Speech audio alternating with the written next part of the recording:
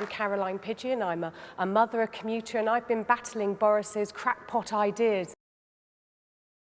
People are being priced out because prices have got too high. But how are you going to keep us in? You've got key workers leaving. The first thing you have to do, which we've already talked about, but is increasing supply. I live in North London, in a very affluent area, and they are building constantly, but none of the new builds are going to social housing. They are being sold off privately, very expensively. Who's capping that? Who's actually looking after the people? I just want to make the point that the housing associations have committed, if they do a deal with land, to replacing every home sold with two. But it's not. They've made that commitment. Can I just say it's not? I'm committed. No. It's not the housing associations that are the problem. It's the people that are selling land off to private developers, and they're being allowed to. Alison, firstly, I agree with everything you've said in relation to the problem.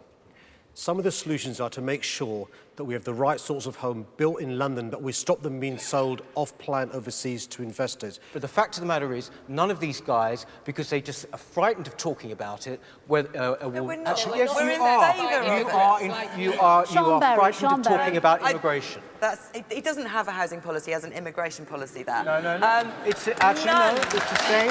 It is actually the same thing. If you are really saying that immigration, uncontrolled migration, is not linked to the housing crisis, then you are in denial. I've had 16 years of mayors trying to get more affordable homes from the very big developers, and we need to be pioneering with our public land a new market where people are paying for the bricks and mortar, not necessarily the land. People want a secure home for the rest of their lives. They don't necessarily want an investment that's going to triple in price. And the issue is, it's all right what we hear from these guys, but none of them are looking at putting money in. So Liberal Democrats have a very clear plan that we will ask Londoners to keep paying the £20 they've been paying for the Olympic Games to pay for a big housing and Olympic effort to build the homes we need for Londoners. There's no complacency. We learned last year during the general elections how wrong the pollsters can get it. The only poll that really matters is the poll on May the 5th. I'm not going to pretend to be Boris Mark II. I don't think any candidate would be. I don't think any figure in politics, Labour, left, right, centre, would pretend they're Boris Mark II. He's unique in British politics. The TfL budget every year is £12 billion a year.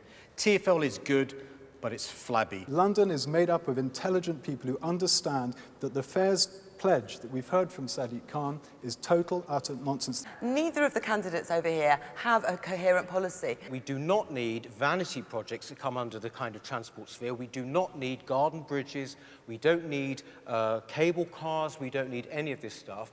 What we do need is proper infrastructure. If you bring in half-price fares by 7:30 in the morning for those people who travel in early, and also if you're prepared to get up earlier in the morning, you'll get half-price fares as well.